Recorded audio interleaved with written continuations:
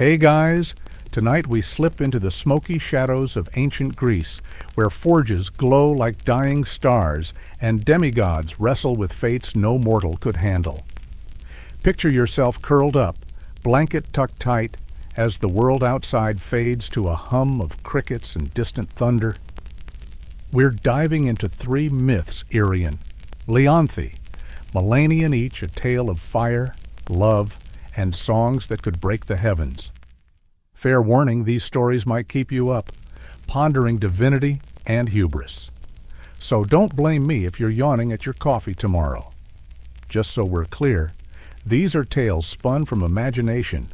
Irian and friends aren't in any ancient texts, just my head. So, before you drift into the glow of ancient forges, hit that like button to keep these myths alive and subscribe to join our nighttime storytellers only if you're hooked. In the comments, share where you're watching, what time it is, New York at Mumbai at dawn, and one word you'd pick for Irian's flame. I'm dying to read your answers and might shout out my favorite next time. Now, dim the lights, maybe turn on a fan for that soft background hum, and let's ease into tonight's journey together. You stand in a village called Myini, where the air smells of pine and molten iron. Sparks dance from a forge, and a boy, no a demigod, hammers a blade that hums with unnatural warmth. His name's Irian, son of Hesus, the lame god of fire, and Callista, a mortal blacksmith so skilled she could make Ares jealous. Irian's no ordinary kid. At 5, he shaped iron like clay. At 7, his first sword felt alive, warm to the touch. His eyes glow like coals, and the forge seems to breathe when he's near. The villagers whisper he's cursed, a child of a god with no throne, but his mother teaches him to respect fire, not command it. Flame listens to those who listen. She says, her voice rough as ash. No ancient poet sang of Irian, but wouldn't they wish they had? This isn't just a cozy blacksmith tale, though Irian's got a job steal the eternal flame from Mount Olympus itself. Yeah, the same flame Prometheus nabbed eons ago to give humanity art, warmth, thought the stuff that makes us more than beasts. The gods, petty as they are, locked it away again, tired of human rebellion. Now hearths are dying, crops wilting, and kids shiver in summer. Irian's meant to bring it back, to reignite a world gone cold. Sounds noble, right? But here's the catch. A 3-headed dog, a winged trickster, and a storm-calling oracle stand in his way. And they're not exactly handing out welcome baskets. Joke time. Ever try blacksmithing? It's like CrossFit, but with more chance of setting your hair on fire. Let's talk history for a sec. The Greeks really did worship fire. Think Hestia, goddess of the hearth, whose altars burned 24/7 in every home. It wasn't just warmth, it was life, community, survival. Now for the quirky bit, some ancient Greeks believed blacksmiths were half divine. Their forges touched by gods like Hephaestus. That's Hesus to you. Historians still argue whether these myths were just stories or coded ways to explain tech advances, like bronze forging. Either way, Irian's no metaphor in this tale. His hammer strikes echo with purpose, and you can feel the weight of his task. Ever wonder if a sword could have a soul? Irian's blades might make you think twice. As you watch him work, sweat beading on his brow, a shadow flickers in the forge's glow. Not a person, but a presence, like the memory of fire itself. You'll see it again, this shadow, shifting through our tales, growing sharper, hungrier. For now, it watches Irian, who doesn't notice. He's too busy forging a blade for a king he'll never meet. Unaware the gods are already turning their eyes to Myini. Here's a chuckle. Irian's not in any museum unless they start displaying epic fanfic. You're probably safer here, tucked in bed, but don't get too comfy. Irian's about to step into a prophecy that might burn him to ash. The air thickens as you linger by the forge, the shadow curling like smoke.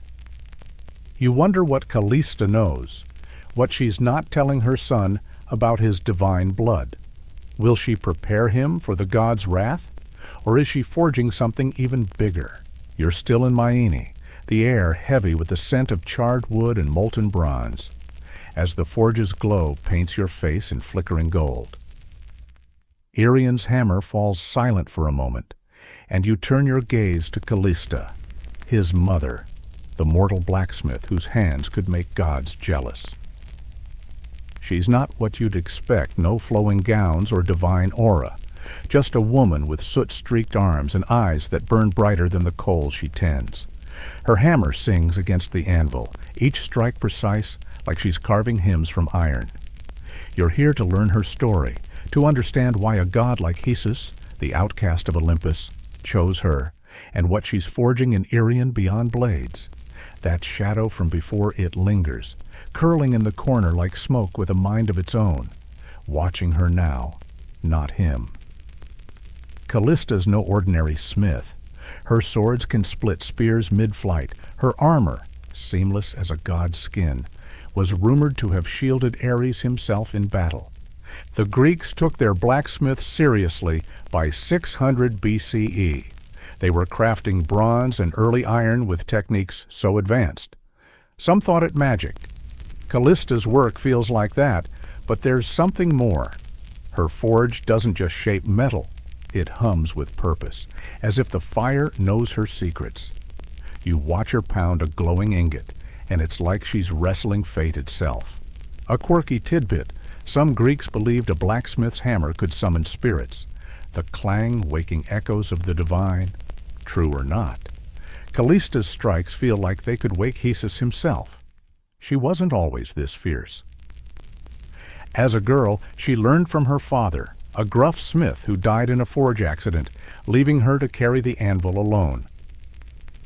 She taught herself to listen to the fire, to feel its moods steady for swords, wild for shields. By her 20s, her name echoed in markets from Myini to Athens. Kings sent messengers, warriors begged for her blades. But she stayed in Myini, loyal to her village, her forge, her truth. You can almost see her younger self, hair tied back, ignoring the stares of men who thought a woman couldn't wield a hammer. Joke time, ever try forging a sword? It's like baking bread, except the oven might melt your face off. One night, under a moon red as blood, Hesus came, not in glory, but cloaked in smoke, limping from his Olympian exile. He didn't woo her with gifts or flattery gods. Like him, don't bother with that. He just stood in her forge, watching her work, and the flames leaped higher, as if bowing to their master. Callista didn't flinch. She met his gaze, hammer in hand, and something passed between them, not love, not yet, but recognition. 9 months later, Irian was born, his eyes glowing like embers from the start. The midwives whispered of divine blood. One crossed herself, muttering about curses. Callista didn't care. She held her son and promised to teach him everything: fire, iron, respect. You see her now, guiding Irian's hands as he shapes a blade. She's tough but tender, her voice low, like gravel smoothed by a river. Fire's not your servant, she tells him. It's your kin. He nods, too young to grasp the weight of her words. But you feel it. She's not just raising a smith. She's forging a demigod for a world that's freezing. Historians still argue whether Greek myths about divine craftsmen like Hephaestus, that's Hesus, were inspired by real artisans or just poetic hype for tech, like ironworking. Callista's story makes you wonder if the truth lies in the sparks between. Her bond with Irian is fierce, but there's a shadow in her eyes, not that shadowy presence, but something human. She knows his destiny, knows the gods are watching, knows Olympus doesn't share its flames easily. Has she seen Hesus since that night? Does she fear for her son, or is she stoking a rebellion in his blood? You catch her glancing at the forge's heart, where the fire burns oddly bright, and you swear it pulses like a heartbeat. Another chuckle. Callista's probably the only mom who'd ground a demigod for over-tempering a blade. That shadow in the corner shifts. Thicker now, like it's feeding on the heat. It's not threatening. Not yet. But it's listening, learning, growing with every strike of Callista's hammer. You wonder if she sees it, if she knows what's coming. Her hands never falter, but her lips move silently, as if praying to a god who's already left. Ever try staring into a fire and seeing shapes Callista's forge might make you believe they're real? The village outside hums with dusk goats bleating, kids laughing, unaware of the cold creeping closer. You linger by the forge, drawn to Callista's strength, her secrets. What does she know about the eternal flame?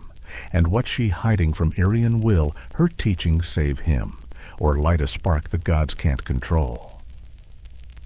You step out of Callista's forge, leaving the clang of her hammer behind, and find yourself in a world growing colder by the day.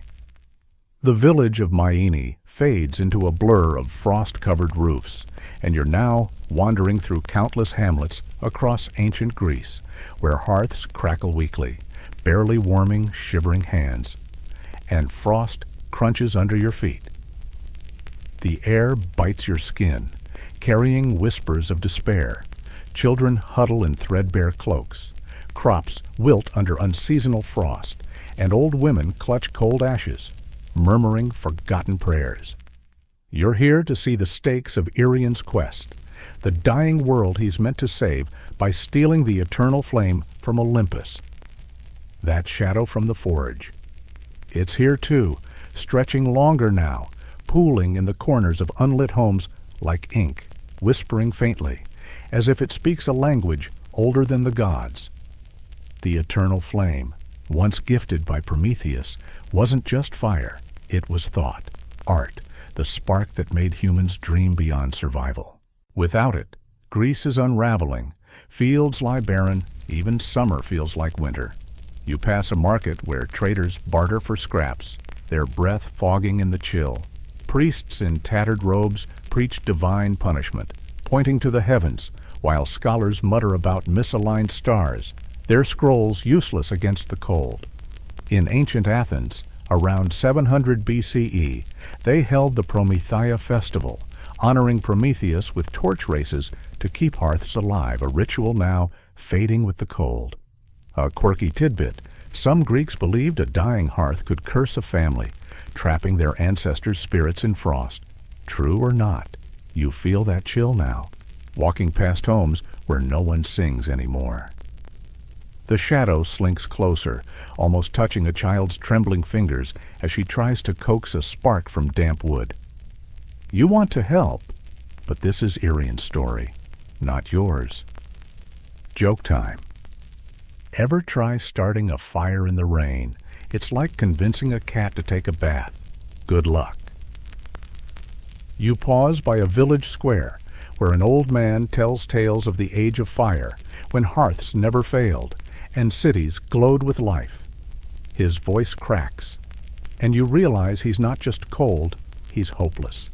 The gods, holed up on Olympus, have sealed the flame in a divine brazier, fearing another Prometheus, chained for stealing fire, his vulture-haunted fate a warning they still heed. You see it in the people's eyes. They don't pray for salvation anymore, just for warmth. Historians still argue whether Greek myths about fire were metaphors for progress or warnings about defying the gods. Here, it feels like both.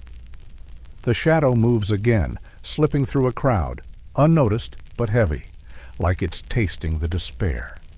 You wonder if it's tied to the god's wrath or something older, something even Callista might fear.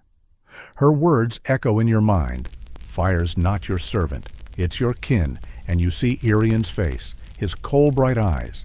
Forging blades for a world he doesn't know is dying. Does he feel this cold? Even in Myini. Another chuckle. If the gods are this petty, they'd probably unplug your heater just for fun. You linger by a frozen stream, watching a mother wrap her child in the last dry blanket. The air smells of snow, though it's barely autumn. Whispers spread, some say, a boy in Myene, born of fire, might change everything. The shadow twitches, as if it hears the name Irian. Imagine you're holding a cold stone from a dead hearth. What word would you whisper to bring it back? Ever try warming your hands over a story? These villages need more than tales, they need a spark. The cold seeps deeper, and you feel the weight of a world forgotten by its gods. Can Irian's quest bring back the fire? Or will the shadow swallow the light before he even tries? You leave the frozen villages, their despair clinging like frost, and ascend a twisting path to Delphi's ruined temple. The air bites, laden with damp stone and fading myrrh, as ivy clutches broken columns like anguished hands. Thunder snarls, not natural but sentient, as if the mountain breathes. You're with Irian, seeking the oracle's word on stealing Olympus's eternal flame, her prophecy to seal his fate, life or doom. That shadow from before, it slinks through Delphi's cracked stones, edges honed like a blade, drawn to the tempest swelling above. The temple's cavernous heart feels eternal.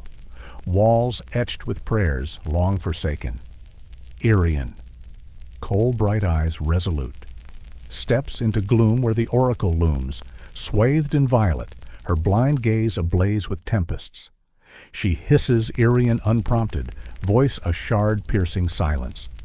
You will climb, seize the flame, and perish, she intones, words sparking like lightning. The air thrums, primal, her prophecy a noose.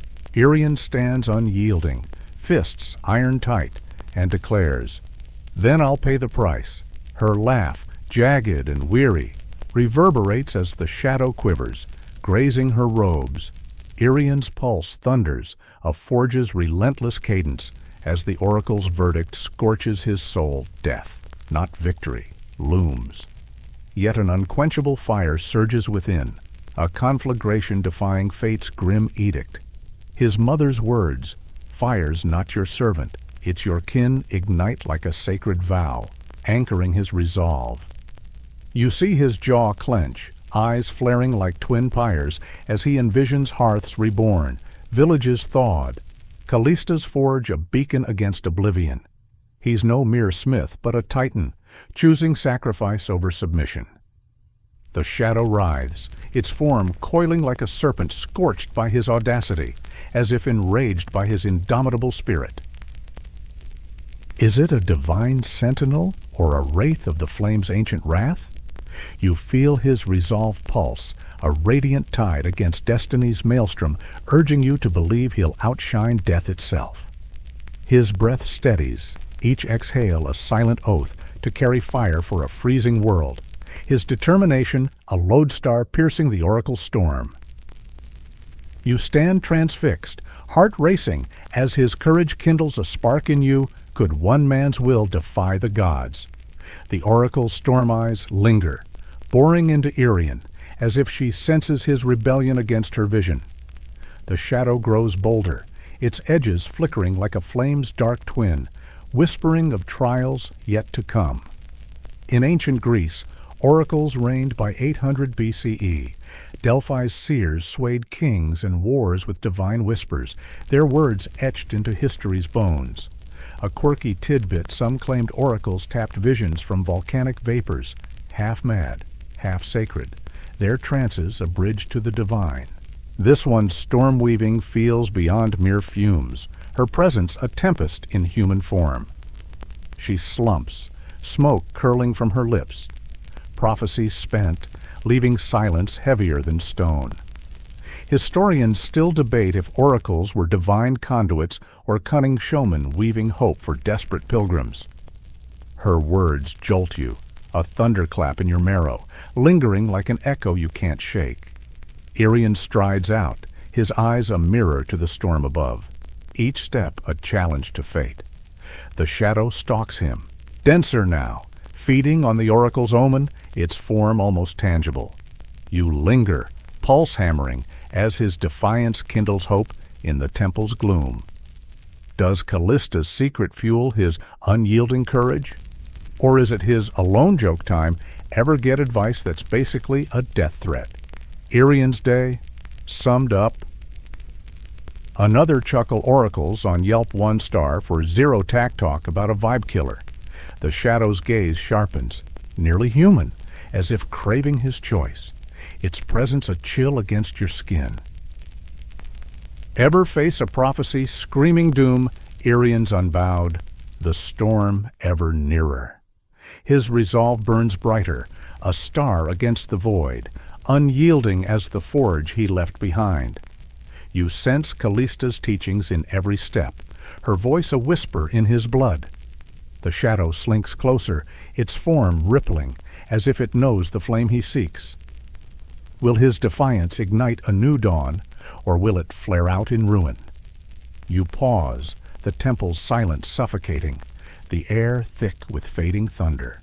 The path to Olympus looms, merciless and dark, its cliffs whispering of trials, yet unseen. Irian's heart, a furnace of will, refuses to dim.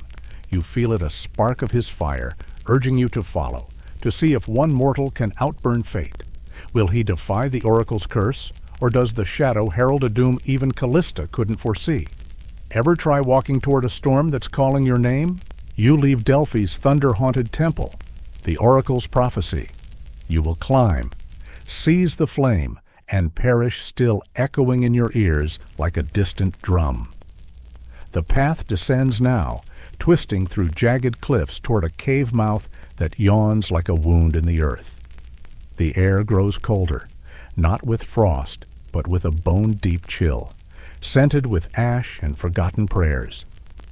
You're with Irian, his coal-bright eyes undimmed by the oracle's warning, as he approaches the gate to the underworld, where Cerberus, the three-headed hound of Hades, guards the way to Olympus's flame.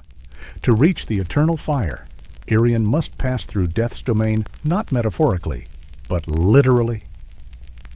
That shadow from Delphi, it's here, slithering across the cave's jagged rim, its form sharper, almost canine, as if drawn to the scent of mortality.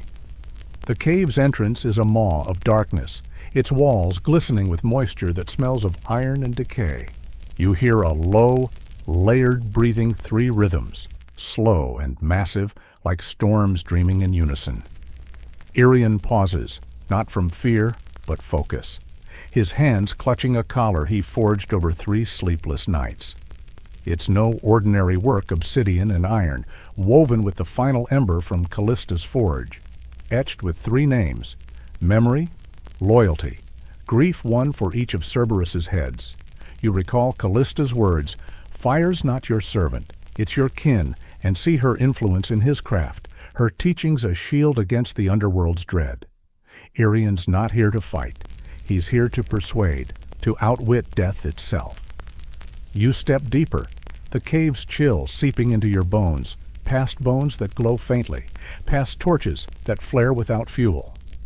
The breathing grows louder, a chorus of menace. Then you see him, Cerberus, sprawled on a bed of ash and bone, his fur blacker than absence, each head twitching to a different rhythm. His eyes are closed, but his ears flick, alert.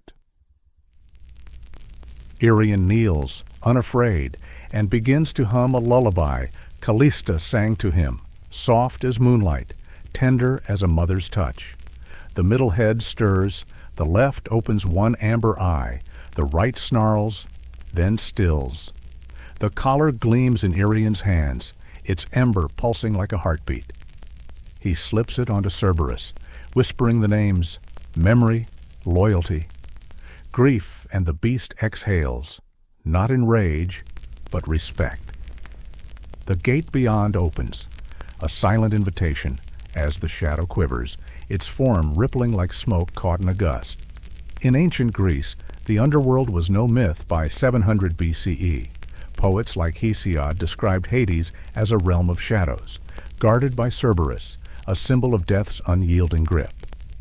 A quirky tidbit, some Greeks believed music could tame wild beasts, even in myths, like Orpheus charming Cerberus with his lyre. Irian's humming feels like that, a mortal's defiance of death's domain. Historians still debate whether underworld myths reflected fears of mortality or rituals to honor the dead, like offerings at graves. Here, the cave feels alive, its walls whispering of souls long past. Irian steps through the gate, his resolve a quiet fire.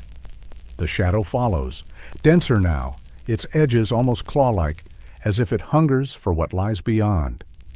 You wonder if it's tied to Hades, the flame, or something older still, Callista's secret, perhaps woven into Irian's blood. Joke time, ever try singing to a dog to calm it down? Cerberus makes your neighbor's pup look like a teddy bear. You linger by the gate, the air heavy with the beast's breath, feeling Irian's courage spark in you. His mother's lullaby echoes, a thread tying him to Myene, to life. Another chuckle if Cerberus had a job. He'd be the bouncer from hell, literally. The underworld stretches before you, a labyrinth of shadows and silence. Irian's collar, his song, his will, they've outwitted death's guardian. But the path ahead feels heavier, as if the flame's weight grows with every step. The shadow slinks closer, its form more defined, like it's learning to hunt. Ever try walking through a place that feels like it's watching you? Irian's unfazed, but you sense the oracle's words and perish lurking in the dark. His determination burns, a star against the underworld's void, but the shadow's gaze feels personal now, as if it knows what he carries. You pause, the cave's silence pressing against you like a tide. Irian's humming lingers, a faint melody in the gloom as he moves deeper into the underworld. The shadow trails, its presence a chill that pricks your skin. Did Callista's teachings prepare him for this?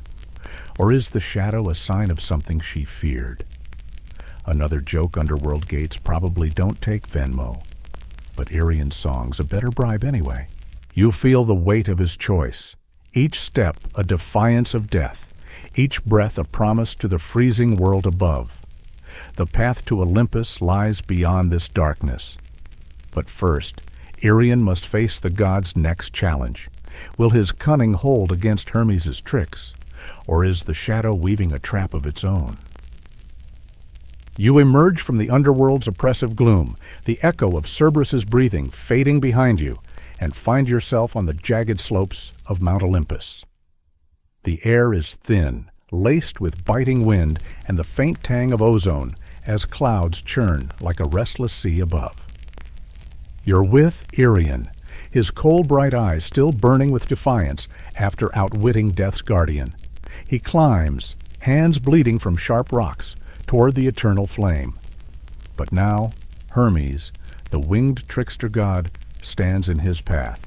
The oracle's warning, you will climb, seize the flame, and perish, hovers like a specter. Yet Irian presses on. That shadow, it's here, slithering along the cliffs, its form now almost human. Eyes glinting like polished obsidian, as if drawn to the divine mischief ahead. No paths guide you here, only sheer ledges and whispers from nowhere. Irian's steps are steady, each one a rebuke to the oracle's prophecy. Then, without fanfare, Hermes appears not with thunder, but in silence, perched on a crag like a traveler, cloak loose, sandals laced with feathers. His grin is sharp as broken glass, a coin spinning between his fingers. Well, he drawls, voice smooth as honeyed venom. I thought you'd be taller. Irian doesn't pause, but Hermes glides beside him, weightless, mocking. You want to bring fire back to mortal sweet, noble, stupid. You feel the air shift, charged with divine cunning. Irian stops, eyes locked on Hermes. Then stop me, he says, voice low, forged in Callista's fire. Hermes chuckles, but his smile falters. Hermes spins his coin, voice turning cold. You're walking into the god's vault, into a story not yours to tell. Irian's reply is steel. Here I am. The trickster's eyes narrow, wings twitching. The flame was a mistake once, he says, sealed for a reason. It's dangerous, not precious. You sense Callista's teachings? Fire's not your servant. It's your kin in Irion's unyielding stance. Suddenly, Hermes presses 2 fingers to Irion's chest, and pain surges not flesh-deep, but soul-deep, a curse twisting inside him. The fire you seek will burn everything you are, Hermes whispers, then vanishes. The mountain groans, thunder rolls, and the shadow pulses, its form coiling tighter, as if savoring the curse. In ancient Greece, Hermes was no mere messenger by 600 BCE. He was revered as the god of travelers, thieves, and cunning, guiding souls to the underworld and outwitting gods alike. A quirky tidbit: some Greeks believed Hermes' winged sandals let him steal secrets from the stars. A trickster's gift. His curse on Irion feels like that deft, cruel, divine. Historians still debate whether Hermes' myths symbolize trade routes or the human knack for cleverness under pressure. Here, his words cut deeper than any blade. Yet Irion climbs on, bloodied but unbroken. The curse settles like frost in Irion's chest, a dull heat gnawing beneath his skin. You see him wince, but his eyes flare brighter, as if the pain fuels his resolve. He envisions Callista's forge, hearths glowing, children warm a world worth burning for. The shadow trails closer, its gaze almost sentient, as if it knows the flame's weight. Joke time ever meet a guy who'd curse you just for showing up? Hermes needs a chill pill. You feel the mountain's resistance, its cliffs shifting like a living beast. Irion's hands bleed, but he climbs, each step a defiance of Hermes' warning. Another chuckle if Olympus had a guest list. Irion's crashing it with 0 invites. The wind screams, carrying echoes of the oracle's prophecy and Callista's voice. You wonder if her secret, whatever she hid in Myene, guards Irion now, or draws the shadow nearer. The curse bites deeper, but Irion's fire burns hotter, a star against the storm. Ever try climbing a mountain that hates you? Irion's doing it with a god's curse in his chest. The shadow's form sharpens, its eyes glinting, as if it's learning to speak. You pause, the air heavy with divine wrath. Feeling Irion's will pulse like a forge's heart. One last joke, Hermes' coin tricks. He'd fleece you at poker and call it divine intervention. The slopes grow steeper, Olympus looming like a judge. Will Irion's fire outlast Hermes' curse, or is the shadow weaving a darker fate? You cling to the jagged slopes of Mount Olympus, the wind howling like a chorus of furious voices, each gust tearing at your skin with icy claws. The air is thin, sharp with stone and storm, clouds swirling above like a divine maelstrom. You're with Irion, his coal-bright eyes blazing through the pain of Hermes' curse, a searing heat gnawing at his chest. He climbs, blood dripping from torn hands, driven by visions of hearths reborn and Callista's forge glowing in a freezing world. The oracle's prophecy, you will climb, seize the flame, and perish echoes in the gale, yet Irion's steps never waver. That shadow from the underworld, it's here, no longer slinking, but striding, its form nearly human, eyes like smoldering coals, as if Olympus has given it legs to hunt. The mountain is no mere rock. It's alive, cliffs shifting beneath your feet, ledges crumbling despite Irion's resolve. You feel its wrath, a sentient force despising intruders. Trees vanish, replaced by jagged spurs. Birds fall silent, stars retreating. Irion slips once, foot catching a crumbling edge, and you gasp as he dangles over a void, the curse's heat pulsing in his veins, but a flare within Callista's words. Fire's not your servant, it's your kin steadies him. He pulls up, blood-streaking stone, breath a defiant rhythm against the mountain's roar. You see ruins, ancient temples, altars cracked, Athena's statues eyeless, Zeus's columns split by time. The gods' power feels faded, yet their fear fuels this storm. Irion's climb is a battle, each step a sacrifice. His hands, raw and bleeding, claw at rock. His divine blood burns, countering the curse's frost. You sense his thoughts' villages shivering, children huddled in darkness. Callista's hammer striking for a world-forgetting warmth. The shadow paces him, sharper, feeding on his pain, eyes locked on his struggle. Is it a god's wrath or the flame's ancient guardian, stirred by his audacity? You feel his will, unyielding as iron, forging a path through Olympus's rage. In ancient Greece, mountains were sacred by 700 BCE. Olympus was the god's throne, untouchable by mortals. A quirky tidbit: some Greeks believed mountains breathed, their storms divine judgments. This one feels like that, a beast testing Irian's soul. Historians still debate if Olympus myths symbolize divine power or human ambition overreaching. Here, it's both, a crucible for Irian's fire. The wind screams, carrying Callista's voice, the oracle's warning, Hermes' curse. Irian's chest tightens, the curse eroding him, yet he climbs, driven by light for a frozen world, his eyes. Twin embers burn through the storm's veil. He's not just a smith, a spark defying a mountain that loathes him. Joke time: ever climb a hill that moves, Olympus makes Everest look like a playground slide. The shadow's gaze intensifies, almost solid, learning to challenge him. You pause, air heavy with divine fury, feeling Irian's will pulse like a forge's heart. Another chuckle: if mountains could sue, Olympus would slap Irian with a trespassing fine. You linger on a ledge, watching Irian climb, his silhouette a flicker against the storm. The shadow creeps closer, a chill pricking your skin. Did Callista's teachings arm him for this, or is her secret tied to the shadow's hunger? Ever stand in a storm that feels alive, Irian's unbowed, but the mountain's wrath grows fiercer. One last joke: Olympus's weather forecast, eternal storms, chance of divine tantrums. The summit looms, a faint glow hinting at the flame. Will Irian's fire conquer Olympus's trials, or is the shadow his true foe? You stand at the edge of Olympus's summit, the wind's howl softening to a whisper, as if the mountain itself pauses to witness. The air is brittle, laced with ozone and the ancient musk of weathered stone, clouds parting to reveal a stark, windless clearing.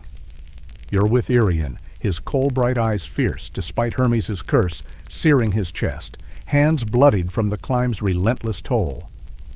He's here, having outwitted Cerberus and defied the oracle's prophecy. You will climb, seize the flame, and perish to face the eternal flame itself, the spark Prometheus stole to gift humanity. Thought, warmth, art. That shadow from the underworld trails him, its form now unmistakably human, eyes like molten iron, glinting with a hunger that chills your spine, as if drawn to the fire's radiant promise. No marble halls or golden gates await, just a blackened stone pedestal, older than language, cradling the eternal flame. It's not red or orange, but white, pure, blinding, alive, dancing without flickering, as if it sees Irian. You step closer, the air humming with primal energy, its heat not scorching but piercing, like a gaze that knows your soul. Irian's breath catches, skin prickling as the curse's heat pulses, yet his eyes lock on the flame, mirroring its brilliance. You see visions flash in his gaze, cities aglow with firelight, Callista's forge blazing through winter's grip, civilizations rising and falling around this spark. The shadow looms larger, its presence heavy, as if it's the flame's dark twin, jealous of Irian's intent. You recall Callista's words. Fire's not your servant, it's your kin, and sense her teachings anchoring him, a tether to Myeni's warmth. Irian reaches out, fingers trembling, and the flame doesn't burn, it enters him. Time stumbles. You glimpse Callista's face, hearths glowing, Prometheus chained, his liver torn daily for this fire. The gods called it justice, But Irian sees fear cloaked in divine wrath. He could turn back, let humanity shiver in frost, forget fire, forget him. But Callista's lullaby hums in his blood, urging him forward. The flame surges, pain screaming through him, not burning but rewriting, bones cracking, veins pulsing with radiant light. He falls to his knees, roaring soundlessly as the shadow coils tighter, its form rippling like smoke caught in a divine gale. Is it a god sentinel or the flame's ancient will? Testing his worth, you feel his resolve blaze, a forge's heart defying fate's decree. The flame pours into Irian, erasing the boy, forging a fire-bearer. The pedestal dims, cold, its purpose fulfilled. His skin glows, veins tracing light like molten rivers, eyes blazing like dawn.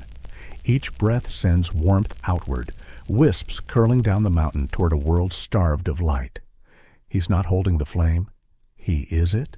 You sense the curse's pain mingling with divine fire, yet Irian rises, unshaken, a beacon against Olympus's storm.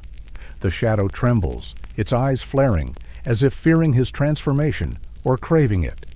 In ancient Greece, fire was sacred by 700 BCE. Hestia's eternal flames burned in every temple, binding communities in warmth and unity. A quirky tidbit, some Greeks believed flames held memories, whispering ancestral secrets to those who listened closely. This flame feels alive, heavy with history, as if it knows Irian's name. Historians still debate if fire myths celebrated human ingenuity or warned of divine retribution for stealing heaven's spark. Here, it's both a force Irian dares to embody. You linger in the clearing, the air thick with fading heat. Irian's silhouette glowing like a star against the void. His sacrifice pulses through you, a spark that warms your chest. The shadow watches, its human form clearer, almost mirroring Irian, as if learning to burn. Callista's voice.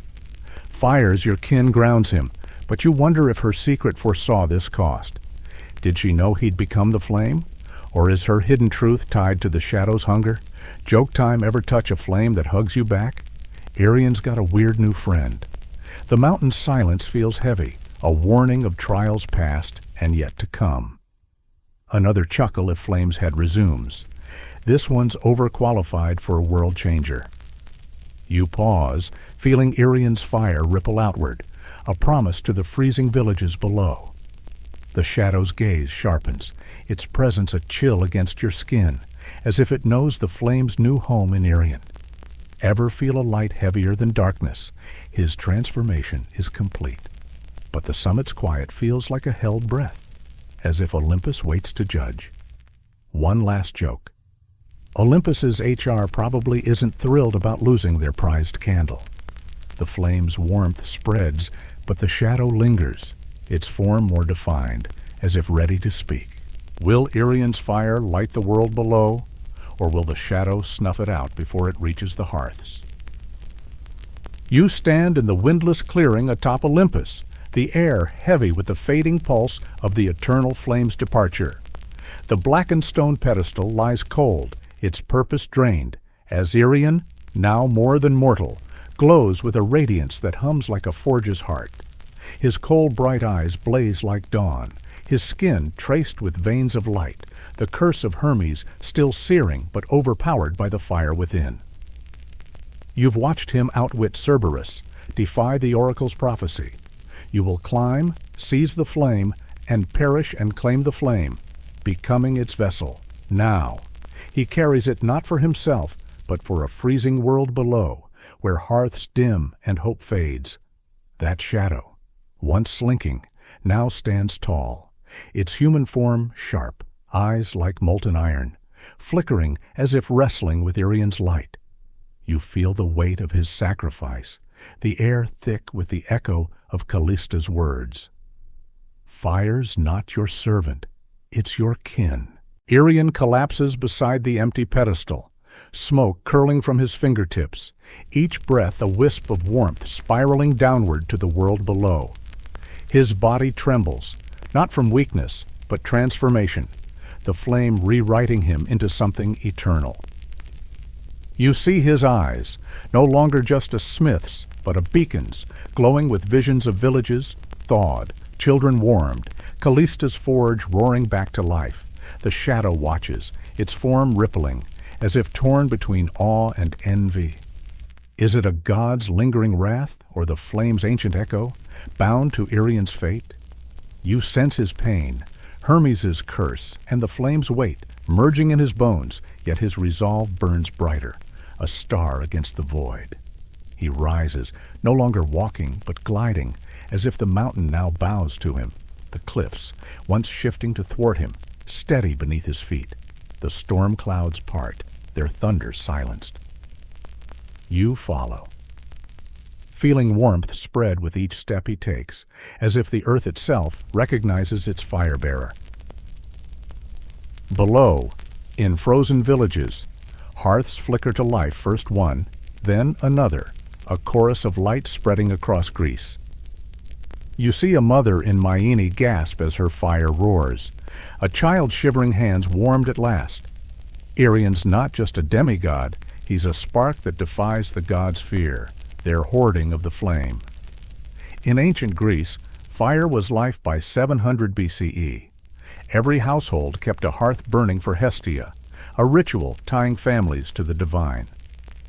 A quirky tidbit, some Greeks believed a hearth's flame could speak, whispering blessings to those who tended it.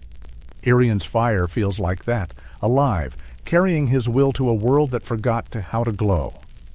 The shadow moves closer, its eyes locked on Irian, no longer predatory but curious, as if learning from his light. You recall Callista's forge, her hammer's rhythm. Her secret whispers, did she know her son would become this? Her words, fire's your kin, pulse in his every step, grounding him as he descends Olympus, not as a trespasser, but a torch. The curse still bites, a frost in his chest, but his divine blood burns hotter, melting the mountain's resistance. You see ruins past cracked altars, eyeless statues of Athena, broken columns of Zeus, reminders of gods who fear what Irian's done. Historians still debate whether Greek fire myths were about human progress or divine punishment for hubris, like Prometheus's torment. Here, Irian's act feels like both a rebellion and a gift. You pause in a village below, where hearths blaze anew. People gather, not in fear, but awe. As Irian holds out his hand, a flame dancing from his fingertips to a cold hearth. It roars to life, then spreads home to home, city to city. His hair shimmers like molten gold, skin cracking like cooled obsidian. He's dying, but not fading, becoming something else, a legend woven into every spark. The shadow lingers, its form softening, as if touched by his sacrifice. Joke time ever meet a guy who's literally on fire, Irian's the worst at hide-and-seek. Another chuckle if the gods had a suggestion box. Irian's note would read, "Share your toys." You feel his fire warm your skin, a promise kept to a world that prayed for light. The shadow's gaze softens, almost human, as if it's no longer a foe, but a witness.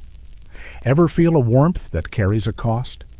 Irian's body trembles, but his eyes burn with purpose, each step a gift to the world below. One last joke, Hestia's probably sending Irian a thank you note for the overtime. Will his light endure, or will the shadow reclaim the flame? You step away from the glowing hearths of a rekindled world, Irian's sacrifice still warming the air, and find yourself in the sun-scorched streets of Sparta. The scent of dust and leather fills your lungs, the clash of bronze echoing from training grounds where warriors hone their blades. You're here with Leonthe, a Spartan warrior whose name rings through marble halls like steel on stone. She's no ordinary fighter born under a blood-red eclipse, rumored to be touched by Ares. She bested her brothers at 12 and led hunts by 16, dragging wild boars behind her chariot. Yet beneath her armor, a quiet yearning stirs, pulling her toward a mysterious swan in a hidden grove. The shadow from Irian's tale. Its back, lurking in Sparta's alleys, its human form sharper, eyes like smoldering coals, watching Leonthe with a gaze that feels too knowing. Sparta is a forge of discipline, its agora buzzing with merchants and warriors, men lowering their eyes as Leonthe passes, women watching with envy and awe. Her steps are measured, spine straight, but at night, when torches dim, she gazes at the stars, not with a warrior's challenge, but a wanderer's wonder. You sense a softness in her, a secret not even Sparta's code can name peace, perhaps, or something wilder. She slips away each full moon, leaving her spear and cuirass behind, drawn to cliffs above the Eurotas River. There, in a grove untouched by Spartan boots. She meets a swan, its feathers shimmering like woven starlight. You feel the pull of Callista's words. Fire's not your servant, it's your kin echoing faintly, as if Leonthe's heart burns with a different kind of fire. The grove is a crescent of silvered trees, their branches low, framing a still lake where the swan glides, silent as smoke. Its eyes hold no animal fear, only awareness, locking onto Leonthe as she approaches. You watch her kneel, hand on her dagger, yet unafraid, as the swan bows its head, warm as sunlight. She speaks softly, not of war, but of her father's coldness, of victories that never filled her. The shadow lingers at the grove's edge, its form rippling, as if drawn to this bond. Is it a god's spy or something older, tied to the swan's mystery? In ancient Sparta, warriors were forged by age 7 by 600 BCE, boys trained relentlessly, but women like Leonthe were no less fierce, often leading in skill and will. A quirky tidbit: some Spartans believed eclipses marked divine births, tying Leonthe's origin to omens. Historians still debate if Spartan women's strength was mythologized or rooted in real autonomy. Here, Leonthe's heart feels like both a warrior's fire and a dreamer's spark. You linger by the lake, the air heavy with moonlight, feeling Leonthe's quiet shift. She returns each full moon, her armor left behind, her words to the swan a ritual of trust. The shadow watches, its eyes glinting as if it knows what she seeks. Joke time. Ever try talking to a swan? Leonthe's better at it than most therapists. Her bond grows, a silent promise, but Sparta's eyes notice her absences. Another chuckle if Sparta had HR. Leonthe's moonlight strolls would spark a serious meeting. Ever feel a pull you can't explain? Leonthe's caught in one, and the shadow's gaze feels heavier now. The grove hums with secrets, Leonthe's heart aflame against Sparta's stone. Will she uncover the swan's truth, or will the shadow reveal it first? You linger in the moonlit grove, the air heavy with the scent of silvered leaves and still water, the faint hum of Sparta's distant bronze fading behind you. The lake before you mirrors the full moon, its surface unbroken except for the swan gliding silently, its feathers shimmering like woven starlight. You're with Leonthe, the Spartan warrior whose heart, forged in battle, now softens in this hidden sanctuary. Her bond with the swan grows deeper each full moon, a ritual of quiet presence that defies her city's rigid code. The shadow from Irian's tale lingers at the grove's edge, its human form sharper, eyes like smoldering coals, watching Leonthe with a gaze that feels too intimate, as if it knows the secret she's yet to uncover. You sense a whisper of Callista's words. Fire's not your servant, it's your kin echoing faintly, as if Leonthe's connection to the swan burns with a different kind of fire. Leonthe kneels by the lake, her dagger at her side, but her hands are open, unguarded. The swan drifts closer, its neck arching gracefully, its warmth radiating like a hidden sun. She speaks softly, not of war or conquest, but of dreams her father's coldness, the hollow weight of victories, the stars that call her beyond Sparta's walls. The swan listens, its eyes steady, holding a wisdom no beast should possess. You feel the air shift, heavy with unspoken promises, as Leonthe's words weave a bond stronger than steel. The shadow stirs, its form rippling like smoke caught in moonlight, as if drawn to this fragile trust. Is it a god spy or something older, tied to the swan's mystery? Each full moon, Leonthe returns, leaving her armor behind, her robe smoothed, hair braided with care. She brings offerings, fresh figs, soft linens, olive wood trinkets, but the swan never takes them, only watches, its presence a quiet anchor. You see her sit beside it, shoulder-brushing wing, her voice a low murmur, sharing fears she's never spoken in Sparta's halls. The grove feels alive, its trees leaning in like silent witnesses, the lake still as glass. In ancient Sparta, women held power by 600 BCE. They managed estates and trained as fiercely as men, their strength legendary. A quirky tidbit, some Spartans believed swans were messengers of the gods, carrying divine secrets across water. Leonthe's swan feels like that, its gaze heavy with meaning. Historians still debate whether Spartan women's autonomy was real or exaggerated by awestruck poets. Here, Leonthe's heart is both warrior and dreamer, defying her city stone. The shadow's eyes glint, watching her every move, as if it senses the bond's depth. You feel a chill, not from the night, but from the shadow's growing presence, its form almost speaking.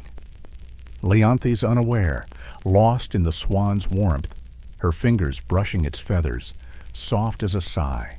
She hums a tune, not Spartan, but personal, and the swan tilts its head, as if it knows the melody. You recall Irian's humming to Cerberus. Callista's lullaby, Taming Death. Does Leonthe's song hold similar power? Joke time, ever try singing to a bird? Leonthe's got a swan eating out of her hand. Figuratively, at least. The grove hums with quiet magic, the air thick with moonlight and secrets. Sparta's eyes are sharp, though. Her absences draw whispers. Commanders notice her softened strikes, her smiles in the dark. The shadow creeps closer, its form more defined, as if feeding on the tension. Another chuckle, if Sparta had a gossip column. Leonthe's moonlit trips would be front-page news. Ever feel a bond that changes you? Leonthe's caught in one, her heart shifting with each visit. The swan's warmth lingers, a promise she can't name, but the shadow's gaze feels heavier, as if it knows what's coming. One last joke, swans don't do small talk, but Leonthe's making it work like a pro. Will this bond free her, or will the shadow unravel it first? You remain in the moonlit grove, the air thick with the scent of silvered leaves and the faint ripple of the lake's still surface, reflecting a swollen moon. The distant clang of Sparta's forges fades, replaced by a hush broken only by the swan's gentle glide, its feathers shimmering like starlight woven into silk. You're with Leonthe, the Spartan warrior whose heart, once forged in battle, now trembles with a bond she can't name. Each full moon, she returns to this sanctuary, her armor shed, her words soft, shared only with the swan. Tonight feels different, the air pulses, heavy with an unspoken truth. The shadow from Leonthe's first visit and Irian's tale before looms at the grove's edge, its human form sharp, eyes like molten iron, glinting as if it knows what's coming. You sense Callista's words, "Fire's not your servant, it's your kin," whispering faintly, as if Leonthe's bond burns with a fire beyond Sparta's steel. Leonthe kneels by the lake, her dagger resting untouched, her eyes locked on the swan. Its gaze, too wise for a beast, holds her, its warmth radiating like a hidden hearth. She speaks of dreams unshared in Sparta, her father's cold commands, the weight of a warrior's life, the stars that promise more. The swan tilts its head, listening, as if her words are a melody. It knows. You feel the grove shift, trees leaning closer, their branches like silent sentinels. Leonthi's fingers brush the swan's feathers, warm as sunlight, and you sense a truth stirring, heavy as the moon above. The shadow quivers, its form coiling, as if drawn to this moment's fragility. Is it a god spy or something older? Bound to the swan's secret, she rises, drawn to a hidden altar, veiled by ivy and moss. Its stone cracked but marked with flaking gold. Apollon. Her breath catches. The name, a spark in her mind.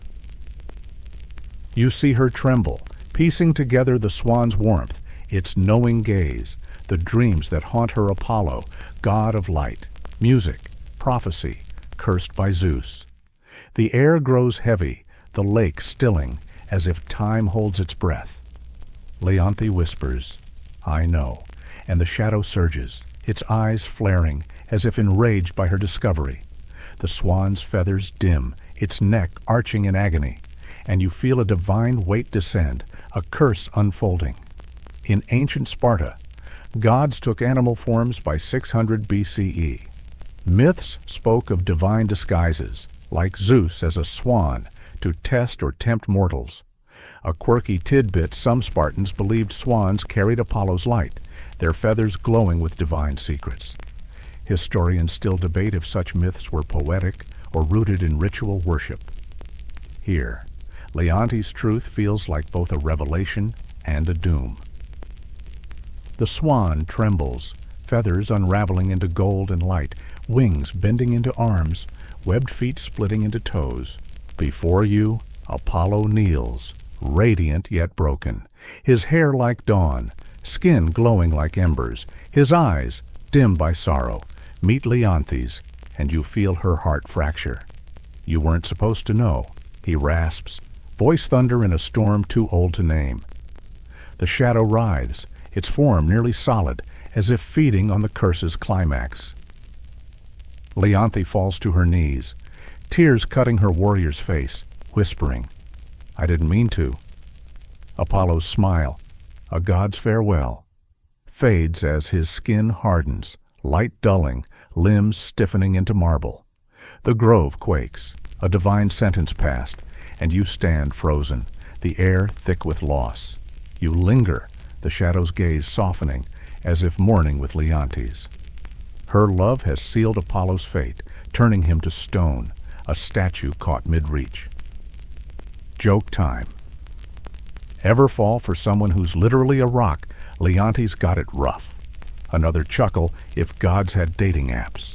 Apollo's profile would scream complicated. Ever love something that breaks you? Leonthi's heart burns, but the shadow lingers, as if it knew this end. Will she carry this loss, or will the shadow reveal a deeper truth?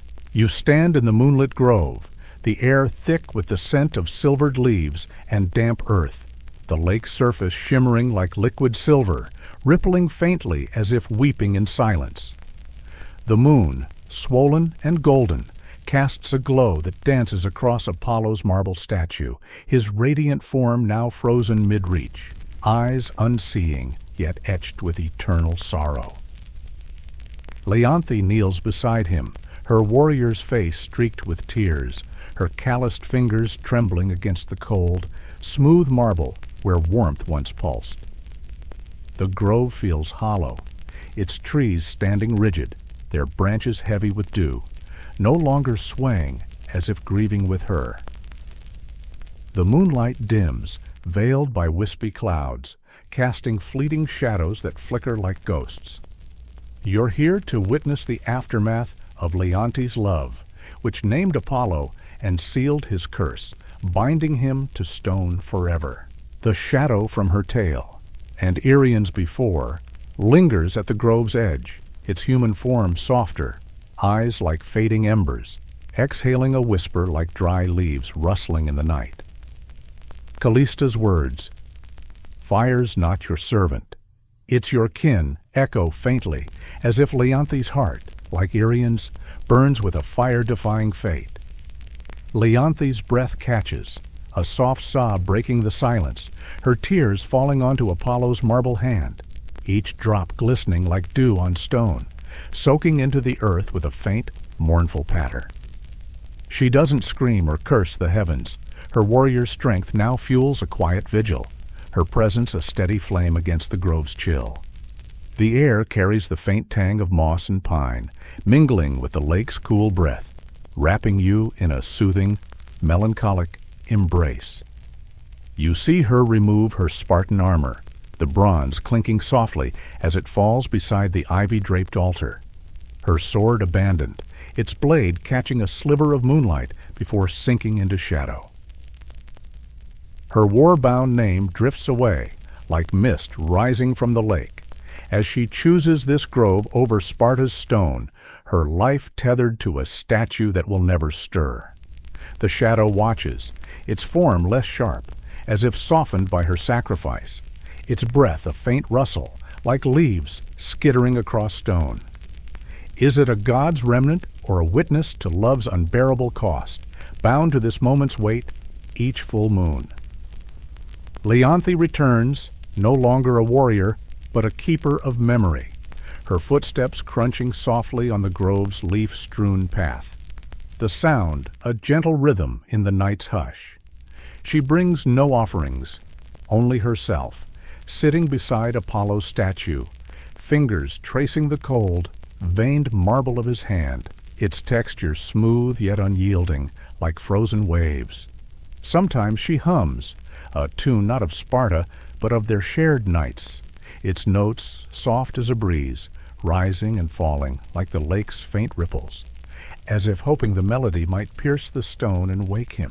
The lake reflects her silhouette, its surface still as glass, mirroring her grief in silvered hues, the water's cool touch brushing your senses like a whispered lullaby. You feel her heart, a flame that burns without consuming, a love too vast for Sparta's rigid walls, defying Zeus's cruel curse. In ancient Sparta, love was scarce by 600 BCE. Marriages were strategic, warriors valuing duty over passion, their lives forged in discipline's fire. A quirky tidbit, some Spartans believed statues held trapped souls, warmed by the living's touch, their stone surfaces pulsing faintly under devoted hands. Leonthi's vigil feels like that, her fingers a prayer for Apollo's lost light, their warmth lingering in the air like a fading ember. Historians still debate if Spartan devotion was pragmatic or hid deeper emotions, suppressed by a city of stone. Here, Leonthi's love is both a rebellion against duty and a vow etched in moonlight. The shadow lingers, its eyes dimming, as if mourning alongside her, its form swaying like a reed in the grove's gentle breeze. Sparta's whispers grow louder, villagers call her mad, a woman haunted by moonlight, their voices carrying the scent of dust and fear from the agora. None dare disturb her grove, where the air hums with the memory of Apollo's warmth, the lake's surface catching every tear she sheds. You see her age, not frail, but rooted, like an olive tree clinging to earth through relentless storms. Her strength now a quiet endurance, her breath a soft rhythm against the night's chill. The statue stands unchanging, Apollo's wings half-formed, his gaze fixed where Leonthi sits, the marble cool yet faintly warm under her touch, as if his heart still beats within.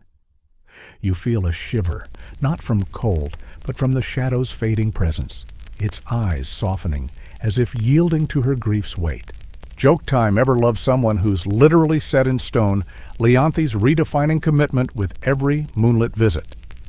Another chuckle if Sparta had tabloids. She'd be headlined, "Moonlit Warrior Gone Rogue." Ever hold on to a memory that aches like a wound, Leonthi's grove is her world now, its silence louder than any battlefield. And the shadow retreats, as if honoring her vigil. One last joke Apollo's statue deserves a plaque, best swan, worst breakup. Will Leonthe's love outlast the god's wrath, or will the shadow carry her story into the dark? You step away from Leonthe's moonlit grove, the echo of her quiet vigil fading, and find yourself wandering through dusty villages, the air sharp with the scent of sun-baked earth and distant olive groves. The hum of cicadas fills the night, blending with the soft strum of a lyre from a shadowed hillside. You're with Melanian, a bard whose voice weaves melodies that stir the soul, born beneath a willow during a storm that split the sky. His music is no mere song. It calms fevers, softens hearts, and makes warriors weep. Tonight, he sits by a glimmering river, his fingers dancing across strings, crafting a tune that feels like starlight. The shadow from Leonte's tale, and Irian's before, lingers nearby, its human form sharp, eyes like fading embers, listening to his song as if drawn to its divine echo. Melanian's voice rises, clear and haunting, singing of rivers, lost brothers, fields untouched by war. You feel the air still, the river's flow slowing, as if nature itself pauses to listen. His music isn't learned, it's innate, a gift from birth. By 10, he mimicked bird calls. By 16, his lyre made hardened men pause. Villagers call him a miracle, a child of divine breath, but he seeks no coin, only to share his song. You see him now, hair tangled by the breeze, eyes distant, as if chasing notes beyond this world. The shadow sways, its form almost dancing, as if his music stirs something ancient within it. Is it a god's spy or a remnant of divine beauty, bound to Melanian's voice? One spring evening, as the river glimmers like molten silver, the air shifts, and the muses arrive, 9 figures stepping from starlight, cloaked in light and sound. Their voices, older than language, join Melanian's, weaving a harmony that makes the stars seem closer. Calliope, eldest, touches his brow, declaring him a vessel of beauty. You feel the grove tremble, the river's ripples halting, as their song binds him to a higher purpose. In ancient Greece, the Muses were divined by 600 BCE. Poets invoked them for inspiration, their presence a mark of sacred art. A quirky tidbit, some Greeks believed music could heal, soothing ailments or summoning gods. Melanian's voice feels like that, a balm for a weary world. Historians still debate if the Muses were poetic symbols or divine forces shaping culture. Here, they're real, their eyes knowing, their song a call Melanian answers. He follows them to Mount Helicon, where ancient trees whisper truths. Calliope teaches him to bend stories into sound. Clio whispers histories in his dreams. Terpsichore dances beside him, her steps a rhythm for his lyre. You see him absorb not just melodies, but truths, beauty in suffering, hope in loss. The shadow trails, its eyes glinting as if learning his song. Melanian performs in villages, his music stitching broken hearts, stirring revolutions, mending bonds. Yet ambition grows, a hunger for a song beyond the Muses, one to bend time itself. You feel his heart shift, chasing notes no god has touched. Joke time ever try out singing a muse, Melanian's aiming high. The shadow's gaze sharpens, as if it senses his pride. You linger by the river, the air heavy with his melody, feeling Melanian's gift teeter toward hubris. Another chuckle if bards had fan clubs. Melanians would crash the agora. Ever hear a song that feels alive? He does, but the shadow listens too closely. One last joke, Muse as backup singers, Melania's stealing the spotlight. Will his song reach the heavens, or will the shadow claim it first? You drift from the villages where Melanian's melodies linger, the air now thick with the scent of damp earth and crystal echoes. As you enter a cave on Mount Helicon's shadowed slopes, The walls shimmer with faint light, each crystal humming softly, like a chorus of forgotten stars. You're with Melanian, the bard whose voice once stirred gods, now consumed by a song too vast to hold. His ambition drove him here, chasing a melody to bend time, a final song he hoards, refusing to share with the world or the muses. The shadow, ever present from Irian's fire and Leonthe's grove, watches from the cave's depths, its human form sharp, eyes like dying embers, pulsing with each note he strums. You feel the weight of his obsession, the air heavy with a music that feels alive, yet cursed.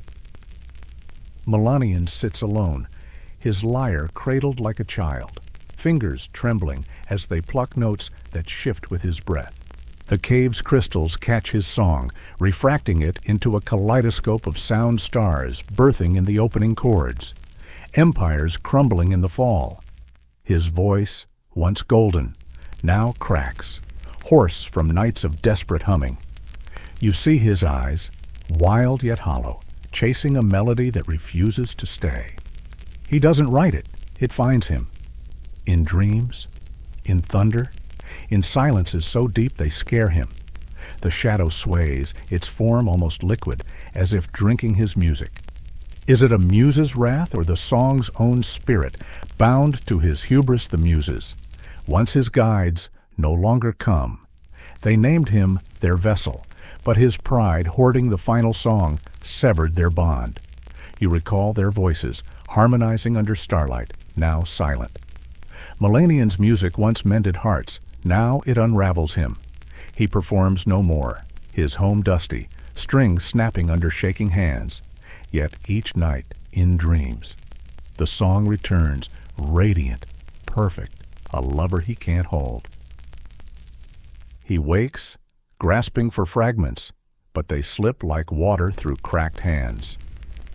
In ancient Greece, music was divined by 600 BCE.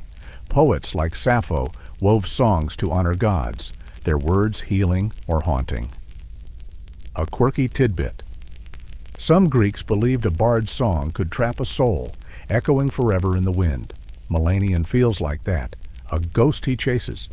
Historians still debate if music was art or magic in Greek culture.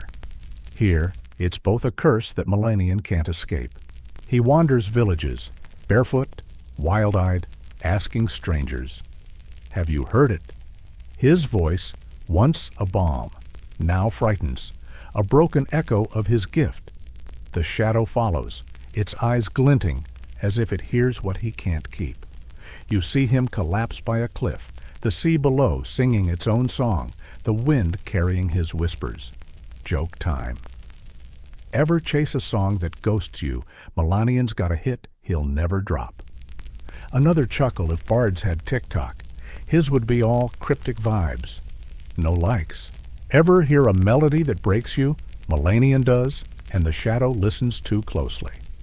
One last joke, his lyre's strings are done, but his obsession's got infinite replay. Will his song live beyond him, or will the shadow steal its final note?